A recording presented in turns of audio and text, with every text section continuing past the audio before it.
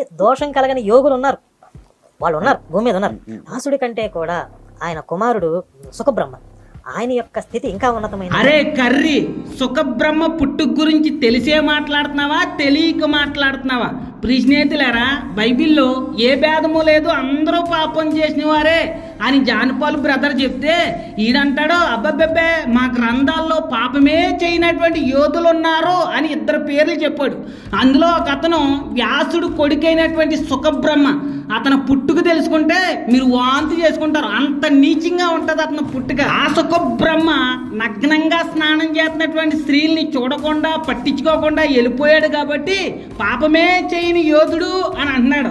అసలు అతను ఎందుకు నగ్నంగా ఉన్నటువంటి స్త్రీల్ని చూడలేదు, అతనికి ఏ జబ్బు ఉందో మరొక వీడియోలో తెలియజేస్తాను. దానికంటే ముందు ఈ సుఖబ్రహ్మ పుట్టుక ఎంత నీచమైందో గ్రంథాల ఆధారంగా మీకు తెలియజేస్తాను. వ్యాసుడి దగ్గరికి అనుకోకుండా ఒక అప్సరస వస్తుంది. ఆ అప్సరసను చూసినటువంటి వ్యాసుడు కామంతో విలవిల్లాడిపోతా ఉంటాడు.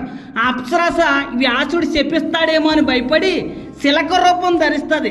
శిలకగా మారినటువంటి ఆ అప్సరసను కూడా వదిలిపెట్టుకోకుండా కామంతో లోలోపలే చేసుకుని వీర్యం కాచేసుకుంటాడు. ఆ వీర్యంలోంచి దొల్లుకుంటా దేక్కుంటా బయటకు వస్తాడు సుఖబ్రహ్మ. వీర్యంలోంచి బయటకు వచ్చినాడు పాపం లేనివాడా, కామంతో వీర్యం కాచుకుంటా అందులోంచి బయటకు వచ్చినాడు పాపమే లేనటువంటి పరిశుద్ధుడా. ఒక్కసారి ఆలోచించండి ప్రియ స్నేహితులారా, ఇలా దేవుళ్ళలోనే పాపం చేయలేనటువంటి దేవుడు ఒక్కడు కూడా లేడు కదా. అలాంటిది పాపమే చేయనటువంటి మనుషులు యోధులు ఉంటారా? ఇంతకంటే అజ్ఞానం ఏదైనా ఉందా? అంతేకాదు ఈ సుఖబ్రహ్మ నగ్నంగా స్నానం చేస్తున్నటువంటి స్త్రీల్ని ఎందుకు చూడలేదు, స్త్రీలంటే ఇతనికి ఎంత ఆశయమో, స్త్రీల గురించి ఎంత నీచంగా మాట్లాడాడో మరొక వీడియోలో మీకు తెలియజేస్తాను. అలాగే బైబిల్లో చెప్పినట్టుగా పాపం చేయలేనటువంటి మనిషి భూ ప్రపంచంలో ఎవరో కూడా లేరు, అందరూ పాపం చేసిన వారే. అలాగే చెప్పిన ప్రతి మాట కూడా గ్రంథాల్లో ఎక్కడెక్కడ రాస్తుందో స్క్రీన్ మీద పెట్టాను, అలాగే కామెంట్ బాక్స్లో కూడా పెడుతున్నాను. చదువుకునే సత్యాన్ని తెలుసుకోండి. ఇలాంటి గారడిగాడి మాటలు నమ్మి మోసపోవద్దు, గ్రంథాలు చదవండి. అతి జ్ఞానం దేవుడు మీకు కలగజేయనుగా. కామెంట్.